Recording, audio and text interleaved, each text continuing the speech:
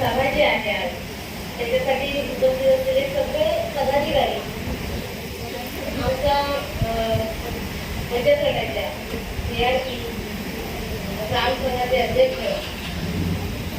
Bank सचिव आणि सगळ्या जमलेल्या आमच्या ग्राम संघाच्या सचिव आणि अध्यक्ष, खरंच आताच माझ्या मॅडम म्हणाल्या की खूप काही मोठी भरारी घेतोय आपण आणि मला खरंच आश्चर्य वाटलं.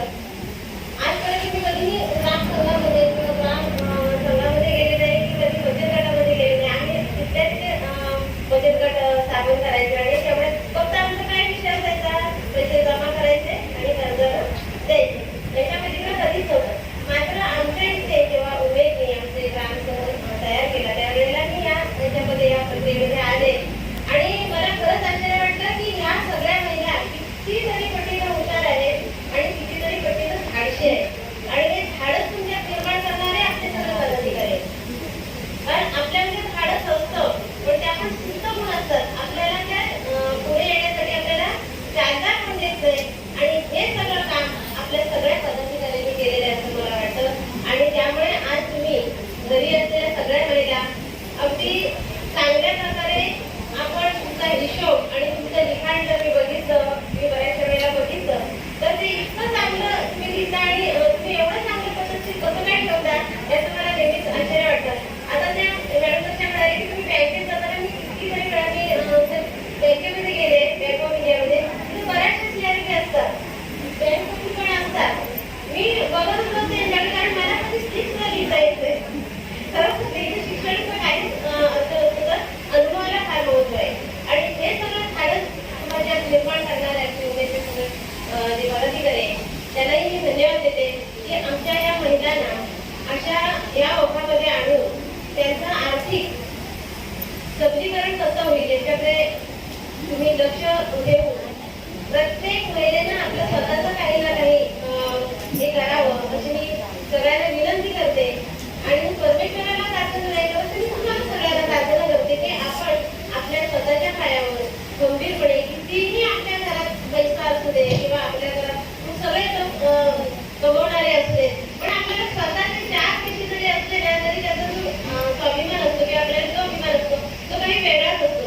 म्हणून प्रत्येकीनं काही ना काही आता थोडी शेती करणाऱ्या महिलांनी जो खातेचा हा व्यवसाय आहे त्याच्यासाठी आपण खूप सारं पिकू पण आपल्याला मार्केट मिळत नाही. म्हणून सगळ्या पदाधिकाऱ्यांनी विनंती करेन की हा प्रस्ताव की कोकणात पिकणारी नाचणी मला तर कितीतरी बचत गटांनी मला तर रत्नागिरीमध्ये मी जेव्हा राहायला गेले होते आपल्या जिल्हा परिषदेच्या बचतीसाठी गेले होते तेव्हा बघितलं की पूर्ण डोंगरच्या डोंगर महिलांनी बचत गटांनी तिथे नाचणी केली होती आणि त्याचं नाचणीची विक्री जी आहे ही सगळ्या पदाधिकाऱ्यांनी आपली जबाबदारी घेऊन त्यांचं त्याला चांगला भाव देऊन त्याला तिथं गावठी एक उपलब्ध करून दिली होती बाजारपेठ. त्याप्रमाणे जर आपण एखादी वस्तू केली किंवा एखादा आपण काही पिकवलं तर ते सगळ्या समूहाने ते कसं जाईल त्याच्यात टॉस होता नाही तर आमची मुलं तिथून सोडून होते. आणि म्हणून जे जर बियाणे आणायचं होते एखादं आमच्या वेळेला आपण हळद आणली, मला वाटतं ते डोळ्याच्या फिरायला हळद काही करून शेजारी कधी राहिली आणि अशा वेळेला त्या नाव उमेद होतात. आपल्याला उमेद द्यायचं त्याला त्यांना नाव उमेद करायचं नाहीये आणि त्यासाठी सगळ्यांनी मिळून आपण जे उत्पन्न घेऊ त्याच्यासाठी बाजारपेठ उपलब्ध करून देणे. कारण एवढं समय कोणीही घेईल आणि आपल्या इथल्या सेंद्रिय खतावर विक्रीला कोणीही घेईल आणि त्याच्यासाठी सगळ्यांना मी विनंती करते पदाधिकाऱ्यांना की त्यांनी हा प्रस्ताव आपल्या आमच्या या शेतीकडे जास्त पडू दे. कारण याच्या कृषी सगळ्यांना विनंती करते की याच्या कृषी परिस्थिती फार भयान आहे. आजपर्यंत आपण खूप चांगलं हे केलंय पण उमेदही तेच नाव आहे की तुम्ही सेंद्रिय शेतीकडे वळा. आज आपल्याला थोडीफार शेती करता येते आणि ती जर आपल्या पिढीला आपण शिकवून ठेवली नाही तर आपली फार वाईट अवस्था होईल. याचं सगळ्यांना ज्ञान असावं की आपण आपली जी काही जमीन असेल ती कुठेही न विकता त्याच्यामध्ये थोडंफार का होईना उत्पन्न घ्या अशी सगळ्यांना विनंती आणि तुझ्याच जमीन प्रार्थना करते थांबते. माझी ओळख पहिली करून देते. मी सौ जांभीजी चंद्र संसारी मुक्काम पोस्ट संगमेश्वर वांगी येथून ओम नमः शिवाय स्वयंसहायता समूहाची सचिव आहे. प्रगती ग्राम संघाची अध्यक्ष आहे आणि नावडी प्रभाग संघाची मी सचिव आहे. स्वाभिमान महिला प्रभाग संघ नावडी या प्रभाग संघाची स्थापना उमेद महाराष्ट्र राज्य ग्रामीण जीवनोन्नती अभियानांतर्गत दिनांक 16/1/2018 रोजी करण्यात आलेली आहे. माननीय अध्यक्षांच्या सूचनेनुसार बैठका लावणे, आर्थिक व्यवहार नोंद ठेवणे, विविध पत्रे यांचे वाचन करणे इत्यादी कामे करणे सहज शक्य झालेले आहे. प्रभागातील शक्य तेवढ्या ग्राम संघ, स्वयंसहायता समूह यांना भेटी देऊन माहिती व मार्गदर्शन करण्याचा प्रामाणिक प्रयत्न केलेला आहे. स्वयंसहायता समूह, ग्राम संघ, प्रभाग संघ यांच्या असलेल्या समित्यांमार्फत संस्था बळकटीकरणावर विशेष लक्ष यापुढे देण्याचा मानस मी राखत आहे. उमेद महाराष्ट्र राज्य ग्रामीण जीवनोन्नती अभियानात सहभागी झाल्यानंतर प्रत्येक महिलांच्या जीवनामध्ये अतुलनीय बदल घडवण्यात आले. यामध्ये विविध व्यवसायातील प्रशिक्षण घेऊन त्यांचा उपयोग व गाव पातळीवर छोटे मोठे व्यवसाय निर्मिती करण्याचे धोरण ठरवण्यात आले. कोविड-19 कोरोना महामारी परिस्थितीमध्ये शहरामध्ये नोकरी मिळत नसल्याने अशा परिस्थितीवर स्टाफ स्वरोजगार प्रशिक्षण संस्था रत्नागिरी यांच्या मार्फत विविध व्यवसायातील प्रशिक्षण देऊन व्यवसाय निर्मिती करण्यात आली. त्यासाठी कर्ज स्वरूपात कर्जाची उपलब्धता करण्यात आली.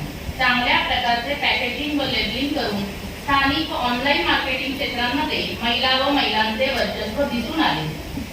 दीनदयाल ग्रामीण कौशल्य योजना अंतर्गत महिला कुटुंबातील कोणत्याही व्यक्तीस प्रशिक्षण देऊन त्यांना रोजगारांची संधी उपलब्ध करून दिली जाते. हे फक्त उमेद अभियानामुळे शक्य झाले. महिलांना स्वतःच्या शरीराची काळजी घेऊन निरोगी कुटुंब ठेवण्याची सवय निर्माण झाली आहे. महिलांची सर्वांगीण विकास होण्यासाठी त्यांचे आरोग्यही उत्तम असणे आवश्यक आहे व त्यासाठी जनजागृती करण्यात आली. यावरून महिलांचे सर्वांगीण विकास झाल्याचे पाहावयास मिळते. याचा मला खूप अभिमान वाटतो. नावडी प्रभागातील ग्राम संघांमध्ये रेकॉर्डबाबत अधिकाधिक जागरूकता कशी येईल यावर विशेष लक्ष दिले जात आहे. ग्राम संघाचे हिशेब व लेखे व्यवस्थित ठेवण्यावर विशेष लक्ष दिले जात आहे. यासाठी प्रभाग सभेवेळी ग्राम संघ रेकॉर्ड बघणे आवश्यक असल्यास स्वतंत्र सभा घेऊन मार्गदर्शन सहकार्य केलं जात आहे. सचिव म्हणून काम करीत असताना महाराष्ट्र राज्य ग्रामीण जीवनोन्नती अभियान अंतर्गत सर्व अधिकारी कर्मचारी यांचे दैनंदिनी कामकाजासाठी मोलाचे मार्गदर्शन केले आहे. त्याबद्दल संचालक मंडळाच्या वतीने मी सर्वांचे ऋण व्यक्त करत आहे. प्रभाग संघाची भविष्यात भरभराट आणणे व सक्षम होण्याच्या वाटचालीमध्ये सर्वांचे असे सहकार्य आम्हाला मिळत राहील व सर्व महिला वर्गाच्या कौटुंबिक, सामाजिक व आर्थिक प्रगतीसाठी या अभियानांतर्गत अनेक बचत गट स्थापन झाले आणि त्या सक्षमपणे चालू आहेत.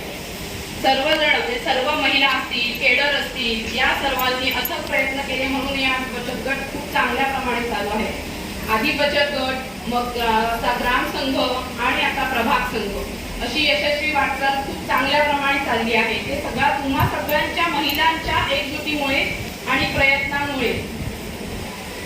आता बचत गट म्हटलं की नुसतं कर्ज घेऊन तुम्ही वाटप करणं हे ते नसून तुम्ही शाश्वत विकास, स्वतःसाठी काहीतरी उद्योग निर्माण करणं याच्यासाठी शासन प्रयत्नशील आहे की आज प्रत्येक महिलेने स्वयंपूर्ण झालं पाहिजे, स्वतःच्या पायावर उभं राहिलं पाहिजे. त्यामुळे बचत गटाच्या माध्यमातून शासन तुम्हाला अनेक वेगवेगळ्या प्रकारे मदत करत आहे.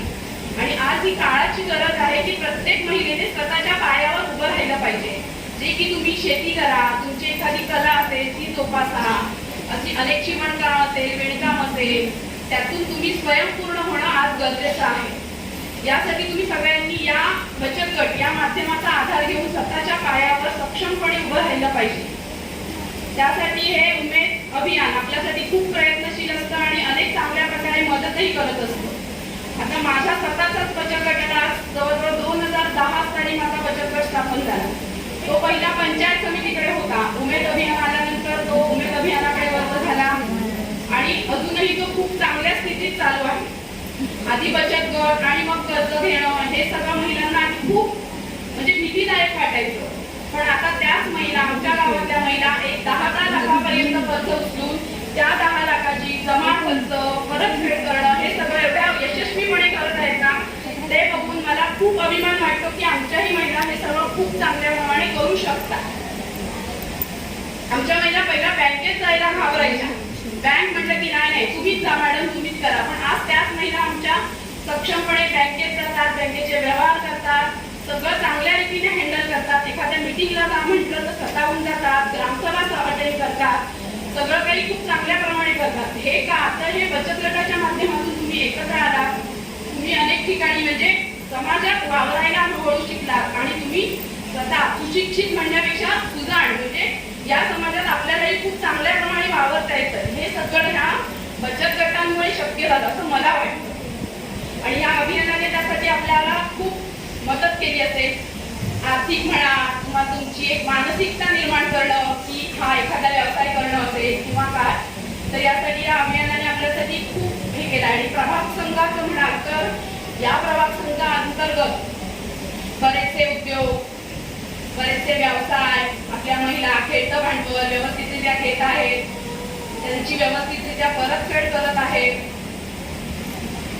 आणि या सगळ्यातून एक शाश्वत विकास म्हणजे किंवा एक प्रत्येक महिलेला एक उद्योग मिळेल याची नक्कीच खात्री आहे. आणि आम्ही या प्रभाग संघाच्या माध्यमातून एवढंच म्हणजे आम्ही त्याला बांधील आहोत की प्रत्येक महिला ही स्वतःच्या पायावर ठामपणे उभी राहिली पाहिजे. धन्यवाद. जय हिंद, जय महाराष्ट्र. माझं नाव अर्चना अशोक भंडारी, तालुका अभियान व्यवस्थापक संगमेश्वर. मी तुम्हाला सर्वांना पहिल्यांदा बघत असेल किंवा तुमच्यातल्या अनेक महिला मला पहिल्यांदा बघत असतील, बरोबर आहे ना? हां, तर आपलं जे तालुक्याचं ऑफिस आहे तिथेच असते मी, कदम सर किंवा हे सगळे सहकारी आम्ही एकत्रच काम करतो. तर पहिल्यांदा तुम्हाला तुमची जी वार्षिक सर्वसाधारण सभा आहे त्याचं जे नियोजन तुम्ही खूप चांगल्या पद्धतीने केलात आणि खूप बरं वाटलं की पहिली सभा मी अशी बघितली की ज्या सभेमध्ये महिलांनी स्वतःचं नियोजन केलं आणि सर्व सभेचं नियोजन असू दे, अगदी प्रस्तावनेपासून सर्व गोष्टी खूप चांगल्या पद्धतीने तुम्ही मांडलात. त्याच्यानंतर अहवाल वाचन करण्यापेक्षा तो अहवाल वाचून दाखवताना तुम्ही प्रत्यक्षात महिलांच्या मनामध्ये कशा पद्धतीने उतरवताय हे जो प्रेझेंटेशन करतो ती व्यक्ती अत्यंत महत्त्वाची असते. हे सांगण्याचं कारण का की तुम्ही छोटे मोठे खूप काम करत आलाय. आज आपल्या तालुक्यामध्ये 13 पासून काम करतोय आपण, परंतु ते काम करत असताना तुम्हाला माहित आहे ना, तुम्ही बघा आता सगळ्या महिला तुम्ही उपस्थित आहात, सगळ्यांनी साड्या नेसल्या, बरोबर आहे ना? पण जी साडी छान नेसली गेलेली आहे पद्धतशीर तिच्याकडे सगळ्यांचं जास्त लक्ष जातं, बरोबर आहे की नाही? हा, मग ती कितीही भारीतली असू दे. मग सांगण्याचा तुम्हाला हेतू हा आहे की तुम्ही जे काम करताय ते काम जर तुम्हाला चांगल्या पद्धतीने समाजासमोर मांडता आलं नाही तर तुम्ही काम करताय असं कोण म्हणेल का? तर नाही म्हणणार. तर पाताळे सर म्हणजे अगदी शांत स्वभावाची व्यक्ती आहे, परंतु खूप छान पद्धतीने नियोजन केलं. आज खूप बरं वाटलं की महिला स्वतः प्रत्यक्षात सर्व गोष्टींचं नियोजन करून छान पद्धतीने तुम्ही मांडलेलं आहात. तर तुम्हाला गट म्हणजे काय म्हणजे ह्या सगळे सांगण्याची काही आवश्यकता आहे असं मला वाटत नाही, परंतु 2-3 विषय जे आहेत त्याच्यावरती मी तुम्हाला मार्गदर्शन म्हणणार नाही, परंतु तुम्ही तो विचार करावा असं माझी अपेक्षा आहे एक तालुका अभियान व्यवस्थापक म्हणून. तर बघा तुम्ही छोटे छोटे व्यवसाय प्रत्येकजण करताय आणि व्यवसाय किंवा कुठलाही उद्योग करायचा म्हटला तर स्त्री म्हटले तर स्त्रीकडे काही ना काही स्किल असतंच, नाही अशातला भाग नाही. मग ते मसाले बनवण्याचं असू दे किंवा चटण्या बनवण्याचं असू दे, परंतु ते छोटे छोटे व्यवसाय करून आज आपल्या कुटुंबाचं उत्पन्न जे आहे ते आपल्याला अपेक्षित आहे अशा पद्धतीने वाढतंय. मी 100% नाही म्हणणार नाही, चांगलं वाढतंय, परंतु ज्या पद्धतीने अपेक्षित आहे म्हणजे आज तुम्ही स्वतःहून सगळेजण इथे उपस्थित राहिला, बरोबर आहे ना? त्यातल्या 50% 60% असतील की ते स्वतःच्या कमाईच्या पैशाने उपस्थित राहिले असतील आणि त्यातल्या काही 10-20% जणी असतील ते की उद्या माझी मीटिंग आहे मला त्या पैसे, बरोबर आहे ना? तर अशा पद्धतीने आले असते. तर ज्या 30-40% आहेत ना, माझे 5,000 आहेत ते मी आज उडवणारच आहे अशा म्हणून आलेल्या, तर त्या महिला आपल्याला भविष्यात बघायचे.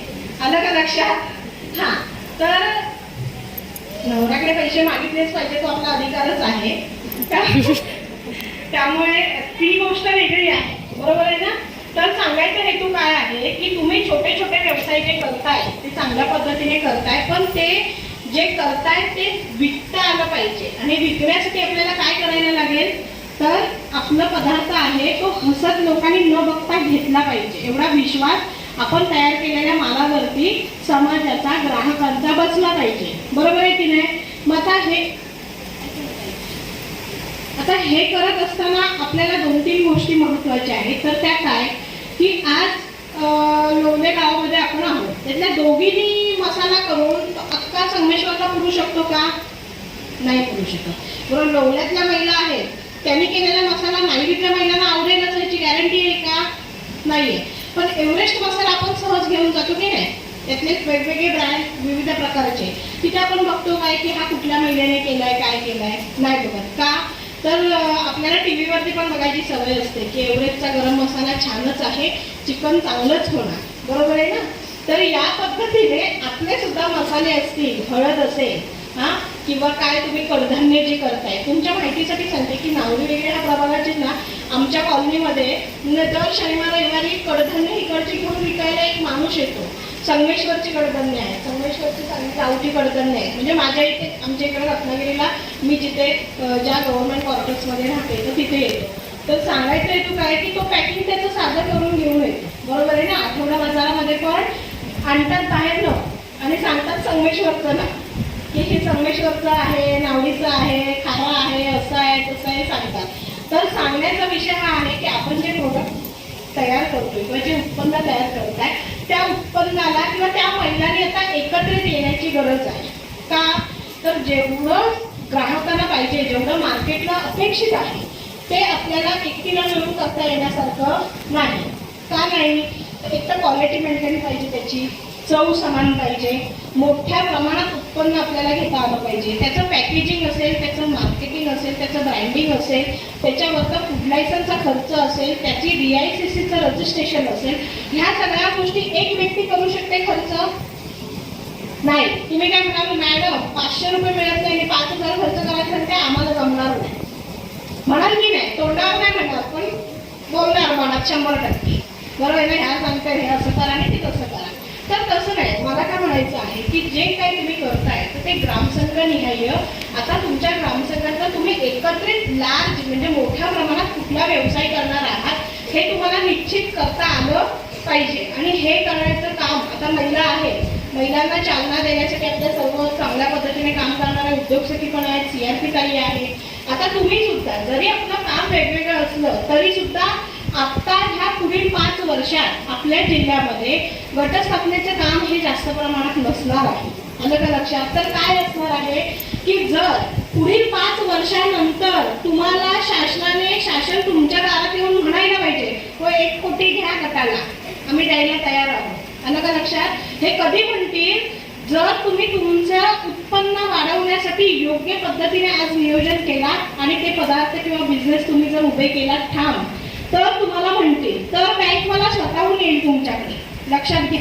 सांगायचा हेतू आहे की 10 लाख रुपये घेणारे पण गट आपल्याकडे आहे. बरोबर आहे ना? जर त्यांनी व्यवस्थित फेडले तर पुढच्या वेळेला गट नाही म्हणत नाही त्यांना. बघा, एखाद्या घरात कमवणारी व्यक्ती चांगली असेल तर बँकेची लोक आपल्या दारात येतात, कर्ज घ्या, तुम्ही येऊ पण नका बँकेत, आम्ही देतो.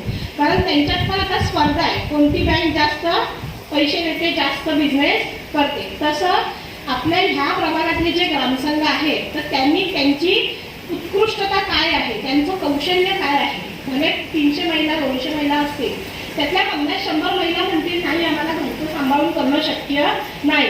पण त्यातली एखादी आजीबाई असेल की मी तुला सांगितले की जात्यावरचा मसाला कसा असतो, त्याची टेस्ट छान असते, तर ते शिकून घ्या. तिला म्हणू नका ग बस एवढा वेळ कोणाकडे आहे, असं नाही. तर टेस्ट आणि त्याची क्वालिटी ह्या 2 गोष्टी मेंटेन करून तुम्ही ग्रामसंघाने पहिल्यांदा काय करायचं आहे की काय करायचं हे तुम्ही ठरवलं पाहिजे. तिथनं गेल्यानंतर ज्या वेळेला तुमची मीटिंग होईल ग्रामसंघाची आधी गटाची, त्यावेळेला तुम्ही चर्चा करायची या गोष्टीवरती की आम्ही काय करणार आहोत, आम्हाला काय करायचंय आणि पुढील 6 महिन्यात आमच्या प्रत्येक महिलेला किती रुपये मिळाले पाहिजे. बरोबर आहे ना? तुमच्यापैकी मला कोणीही सांगा की तुम्हाला काय वाटतं की महिन्याला तुम्हाला किती 1000 रुपये मिळाले पाहिजे. कोणीही सांगायचं. हा, कोणालाच वाटत नाही आम्हाला पैसे किंवा चांगलं काहीतरी मिळावं असं काहीच वाटत नाही, कोणत्या एकाही महिलेला वाटत नाही. कोणीही उठून सांगा की महिन्याला मॅडम आम्ही जो व्यवसाय करतो त्याचं मला एवढे रुपये तरी मला महिन्याला मिळाले पाहिजे. अख्ख्या प्रभागात एकीला असं वाटत नाही. वाटतं की नाही वाटत? हा, मग बोला, कोणीही सांगा, एक दोघीने उठून.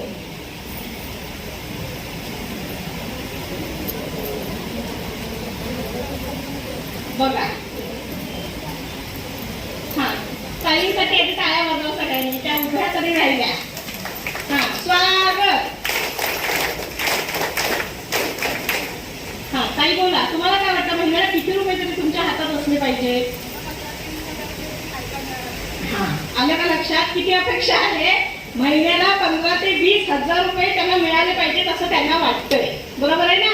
हे वाटणं पण एकदम भारी आहे, लक्षात घ्या. आलं का लक्षात? वाटणं पण खूप महत्वाचं आहे. त्यांना असं वाटतं, मला असं वाटतं महिन्याला मला 2 लाख रुपये तरी मिळाले पाहिजे.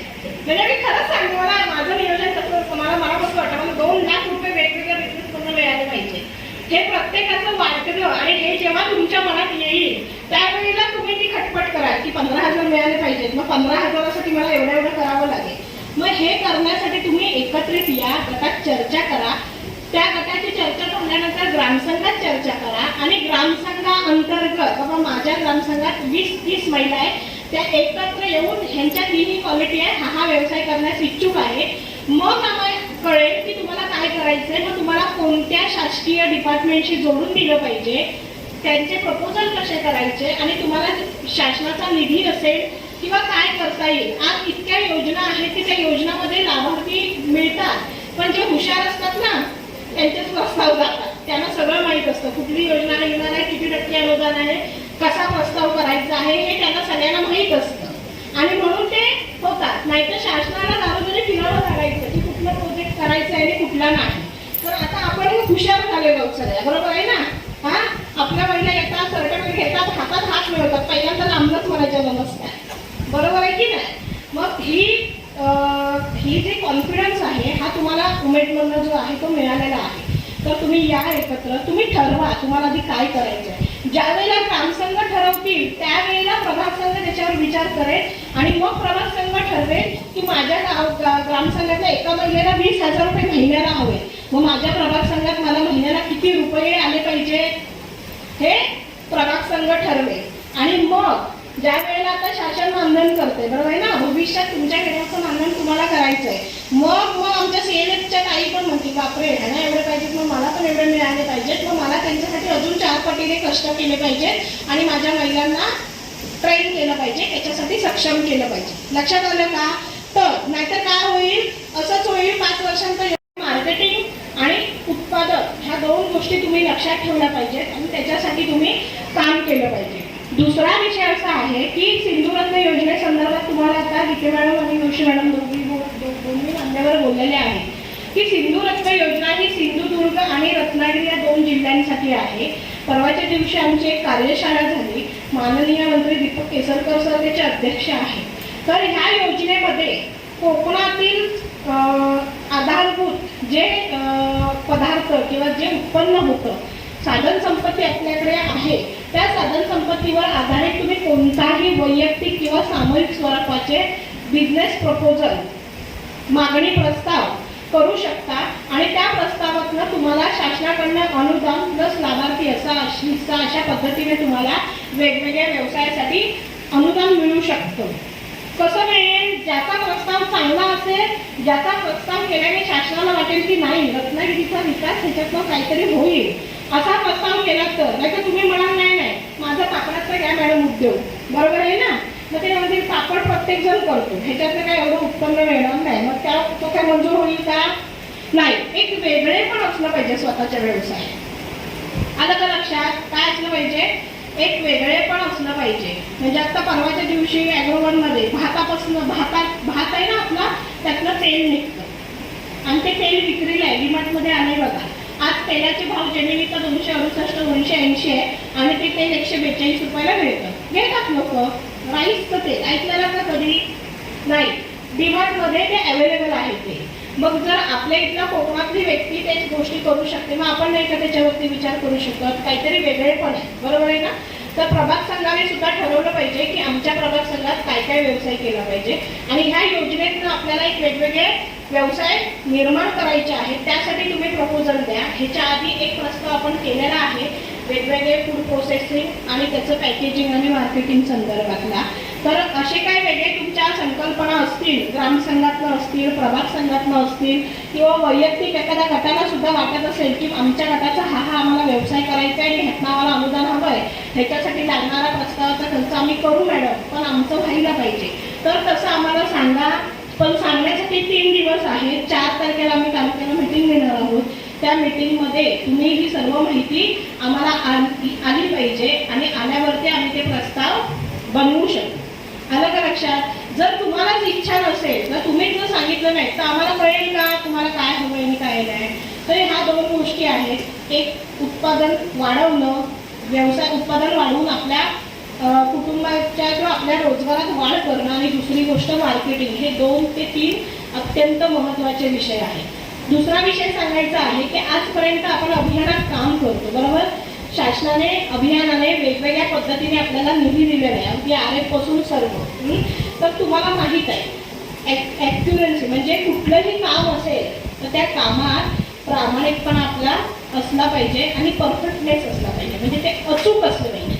उमेदचं मूल्य काय आहे की जे काही काम आहे महिलांचं ते अचूक असलं पाहिजे. त्याच्यानंतर ते ट्रान्सपरन्सी असते, म्हणजे पारदर्शक पद्धतीने सगळे व्यवहार आपले झाले पाहिजे आणि ते होण्यासाठी तुम्ही सगळ्यांनी प्रयत्न केले पाहिजे.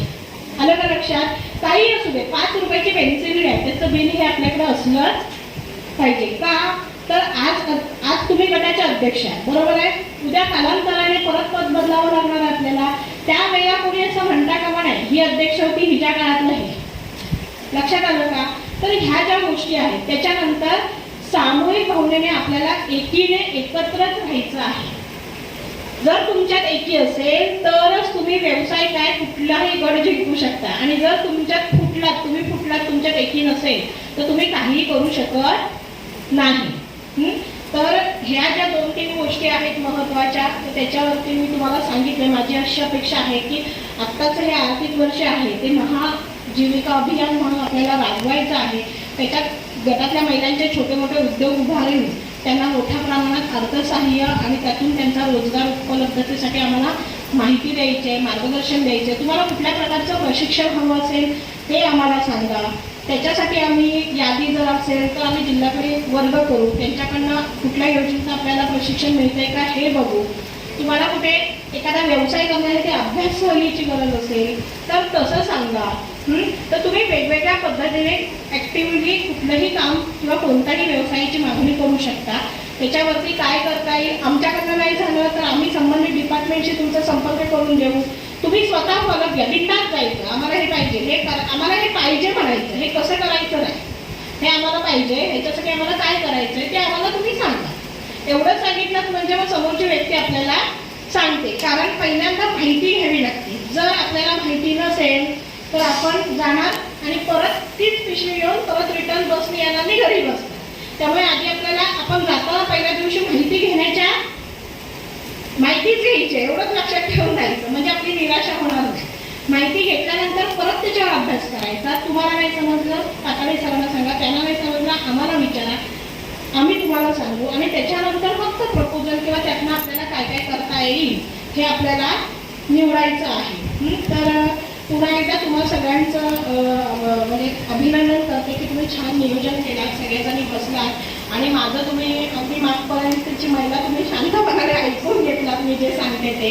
माझी एवढीच अपेक्षा आहे. मी कोकण घाट वगैरे ह्या गोष्टी मानत नाही, परंतु मी सुद्धा कोकणातलीच आहे.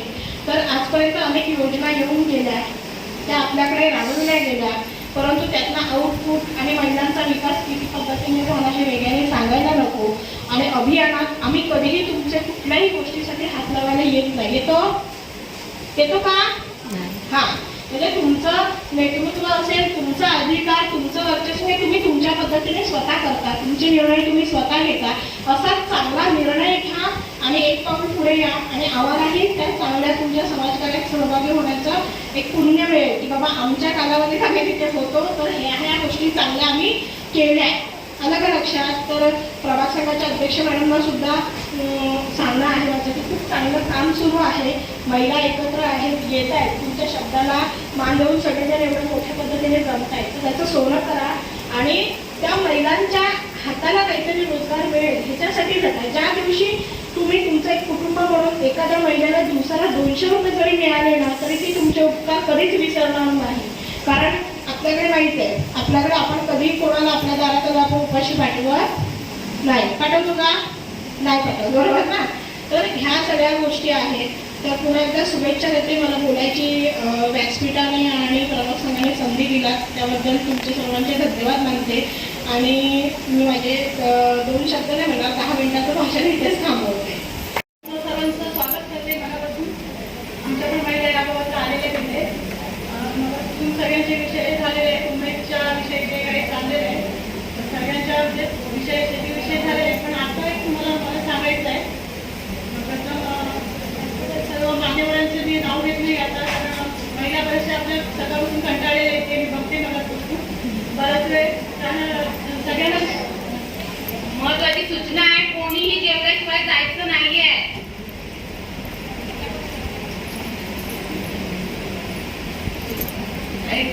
जाणार नाही. नमस्कार. पुन्हा एकदा व्यासपीठावर सर्व मान्यवरांचं मी स्वागत करते.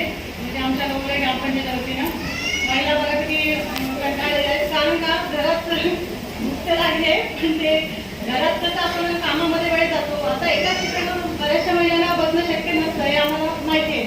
पण गीता मॅडमने पण जोशी मॅडमने तुम्हाला बऱ्याचपैकी माहिती सांगितली आहे. पण माझं एक मत आहे, आपण गावामध्ये ग्रामीण भागात राहणाऱ्या महिला आहेत, बचत गट ज्या चालवणाऱ्या महिला आहेत, आपल्या आजूबाजूला असणाऱ्या वनस्पती किंवा कोकम किंवा आंबे सध्या सीझनप्रमाणे ज्या बचत गटात महिला आहेत त्यांना एक म्हणजे माझी वैयक्तिक तरी सूचना आहे. सध्या आंबे काय काय चालू आहेत त्या आंब्याचे वेगवेगळे प्रकार आपण करू शकतो. त्याही करून आपण विकू शकतो. कोकमाचे प्रकार म्हणजे ते रातांबे किंवा त्याचं आगवड सरबत हा एक प्रकार आहे. भोकराचे जे लोणचं आहेत आपण त्याच्याकडे लक्ष पण देत नाही, दुर्लक्ष करतो त्या भोकरासाठी. पण ते भोकराचं लोणचं अत्यंत महाग किमतीने विकलं जातं. किंवा आपले जे कुई पीठ वगैरे किंवा हे सगळं आहे त्यांचा ज्याप्रमाणे सीझन चालू असतात त्याप्रमाणे भाजी विकली. पावसाळी आपल्या ज्या भाज्या असतात त्या मुंबईच्या लोकांना माहिती पण नसतात. त्या मुंबईच्या एकदम म्हणजे कितीतरी किमतीमध्ये विकत घेतात. ते आपले अल्बो म्हणा किंवा ते कांदे सोनाचे कांदे किंवा जो विराई आहे ते पण तुम्ही बचत गटाच्या माध्यमातून विकू शकता. ते कधी आपण करू शकत नाही. त्याच्यासाठी आपण बाजारपेठेत काहीतरी घेऊन जायला पाहिजे की असं काही नाही. आपण ग्रामीण भागातील महिला आहोत त्यामुळे त्या ज्या आपल्या आजूबाजूला असलेल्या वस्तूमध्येच आपण आपले उत्पन्न तयार करू शकतो. या आपल्या उमेदचं आपलं सहकार्य आहे त्या पैशाचा उपयोग तुम्ही त्या पद्धतीने तुम्ही करू शकता. आणि आपल्या प्रत्येकाला म्हणजे ग्रामपंचायतीमध्ये मिटिंगमध्ये तुम्ही सगळं जात असाल. या ओला कचरा सुका कचरा हा विषय चालू आहे. ते आता बऱ्याचशा ग्रामपंचायतीचा विषय येणार आहे घन कचरा व्यवस्थापनामध्ये. म्हणजे बचत गटाने महिलांसाठी तो दिला जाणार आहे. म्हणजे आपल्या गावातील कचरा तो विकत घेतला जाईल आणि तो बचत गटाने महिलांनी तो करायचा आहे. म्हणजे आपल्या गावातील स्वच्छ होईल आणि तो कचरा तो ओला कचरा असतो तो कचरा आपण महिलांनी एक नाड्याचं किंवा तो खड्डा करून ते स्वतः शेतीसाठी वापर विकत आपण दुसऱ्यांना देऊ शकतो. त्याचा एक फायदा करून घ्यायचा आहे. फक्त आपण कसं बऱ्याचशा महिला आपल्या जरी सभाची मिटिंग असेल तर तू जा मी जा असं करतात. असं करायचं नाही. आपण सर्वांनीच त्यामध्ये मी जाणार आहे असं म्हणत तू जा असं एकमेकांना बोट न दाखवता आपण सर्वांनी त्या विषयामध्ये जाऊन माहिती घेतली पाहिजे. आणि आताच्या काळामध्ये बचत गट ही आपल्यासाठी महत्त्वाची अगदी गरज आहे. कारण 2 वर्ष आपण कोरोनामध्ये घालवले त्यावेळी प्रत्येकाने काय परिस्थिती बघितली आहे. भाजीच्या वेळेस गेल्या वर्षी काय परिस्थिती सगळ्यांना माहिती आहे. कसं काय केलं नाही ते प्रत्येकाला माहिती आहे. अचानक लॉकडाऊन झालं, भाजी कुठून आणायची, मुलांच्या खाण्यापिण्याची व्यवस्था अत्यंत बिकट होती. त्यावेळेस आता पुढच्या वेळेस लागेल की नाही आपण सांगू शकतो. म्हणजे लॉकडाऊन लागेल की नाही सांगू शकत नाही. पण तो विचार करूनच आतापासून आपण तुम्ही तयारी ठेवला त्या पुढच्या दृष्टीकोनातून तुम्ही म्हणजे स्वतःही सक्षम होणं गरजेचं आहे. मॅडम मी मगाशी सांगितलं आहे की स्वतःला पैसे येत नाही म्हणजे आपल्या नवऱ्याने दिलेले पैसे आणि स्वतःचे पैसे हे म्हणजे हे विषय वेगवेगळे आहेत. त्यामुळे स्वतः कमवण्याचा तुम्ही विचार करा. बचत गटाच्या माध्यमातून आपले स्वतः रोजगार स्वतः निवडा आणि त्याच्यावर सगळ्या महिलांनी मिळून जे बचत गट असतील किंवा ग्रामसंघ असतील त्याने मिळून ह्या गोष्टीवर विचार करणं महत्त्वाचं आहे. आणि प्रत्येक ज्या सीझनवारी तुम्ही जेवढे कराल तेवढे मागे पण आम्हाला कल्पना केली होती म्हणजे विकण्याची जबाबदारी त्यांची. तुम्ही महागडे काही करू नका पण आपल्यामध्ये असलेल्या जवळपास असलेल्या वस्तूनच काहीतरी व्यवसाय सुरू करा. जे तुमच्या खूपच म्हणजे फायदेशीर होती.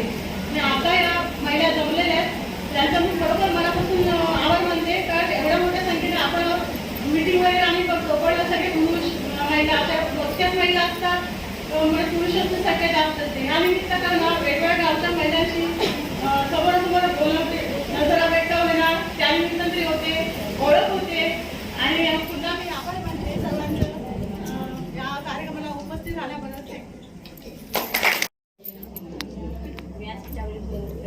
सगळे स्वागत. माझे नाव प्रिया प्रभाकर सावंत. मी स्वाभिमान नावडी स्वाभिमान संघाची अध्यक्ष आहे. आपला सर्व सभासद प्रतिनिधी यांच्या माध्यमातून सहकार्यातून स्वाभिमान महिला प्रभाग संघ नावडीचा सन 2021 चा वार्षिक अहवाल सर्व संचालक मंडळाच्या वतीने आपणास सादर करताना अत्यंत आनंद होत आहे. उमेद महाराष्ट्र राज्य ग्रामीण जीवनोन्नती अभियानाच्या माध्यमातून उत्तम सेवा देण्याचा प्रामाणिक प्रयत्न केला आहे. बदलत्या स्पर्धात्मक परिस्थितीत सुद्धा प्रभाग संघाने महिलांचे संघटन अधिक मजबूत टिकवून ठेवण्याचा प्रयत्न केला आहे. उमेद अभियानाची येण्यापूर्वी महिला एक चूल आणि मूल या दोन गोष्टीशी निगडीत होत्या. परंतु अभियानात आल्यानंतर त्यांच्यामध्ये भौतिक बदल निर्माण होऊ लागले. समूहामध्ये सहभागी झाल्यामुळे पैशाची देवाणघेवाण व बँकेचे आर्थिक व्यवहार समजू लागले.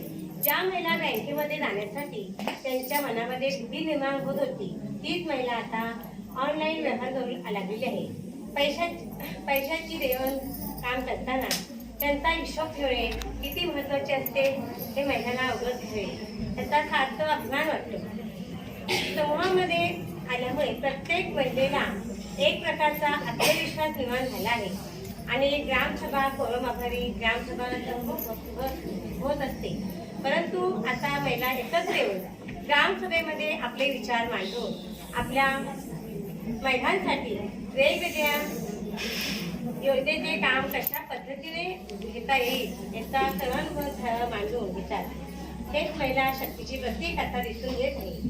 महिलांची सक्षमीकरणाच्या उभारणीसाठी खेळते भांडवल घेऊन त्यातून छोटे मोठे व्यवसाय करण्यास सुरुवात झाली.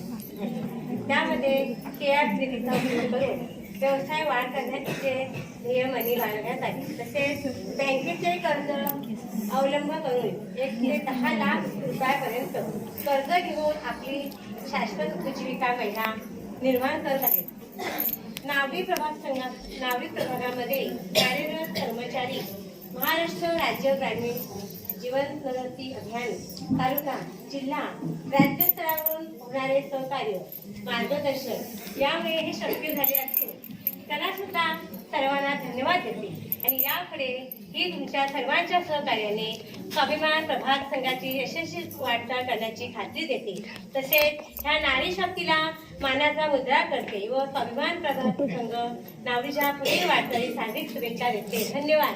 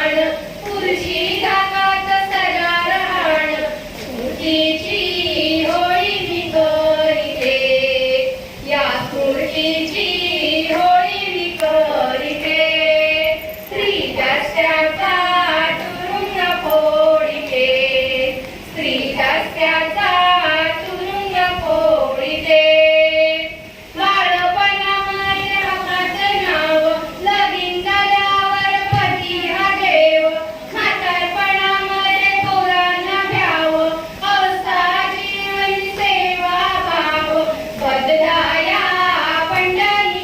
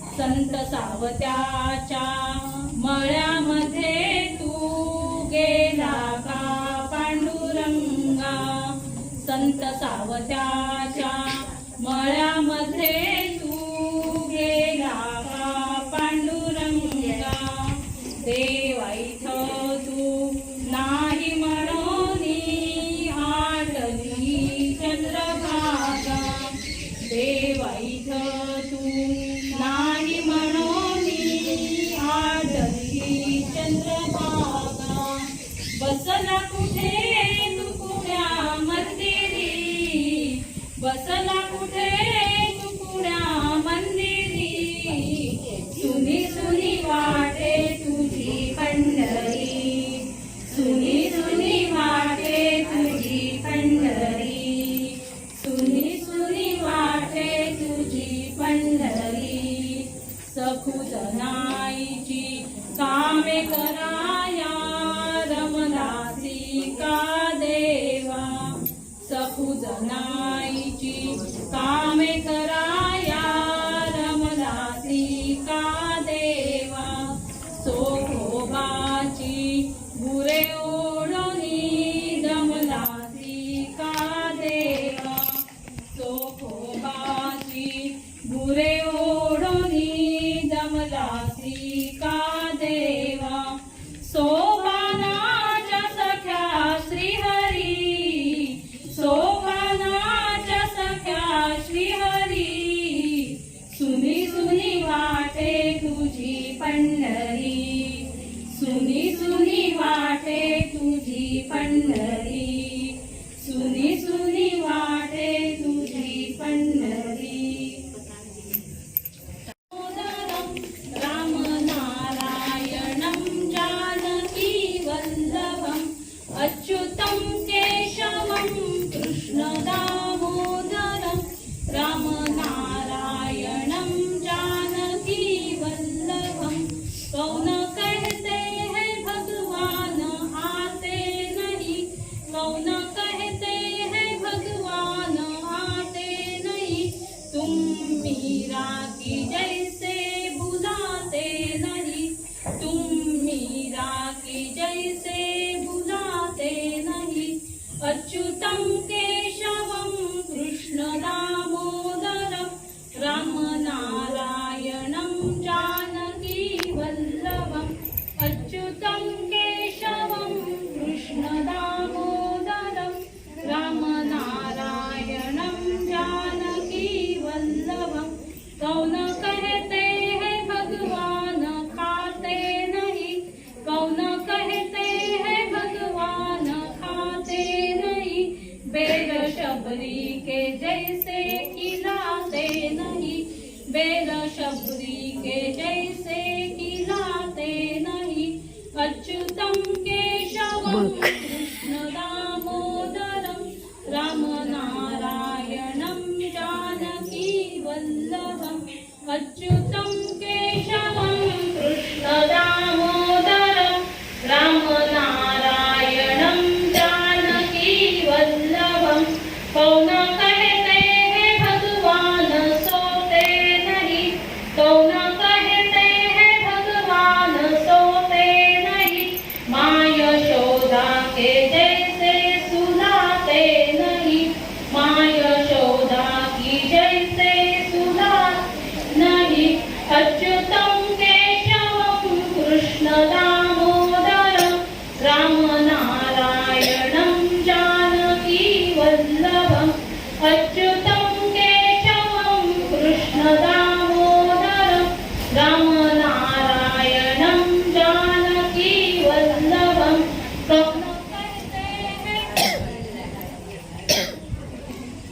कौन कहते गोकुळी सावळी सावळी सांझये गोकुळी सावळी सावळी सावळ्याची जणू सावली सांझये गोकुळी सावळी सावळी सांझये गोकुळी सावळी सावळी धूळ उडवीत गायी निघाल्या गाई निघाल्या श्याम रंगात वाटा बुडाल्या श्याम रंगात वाटा बुडाल्या परतती त्यास वे पाखरांचे थवे परतती त्यास वे पाखरांचे थवे बैल घंटा घुमे राऊळी सांज ये गोकुळी सावळी सावळी सांज ये गोकुळी सावळी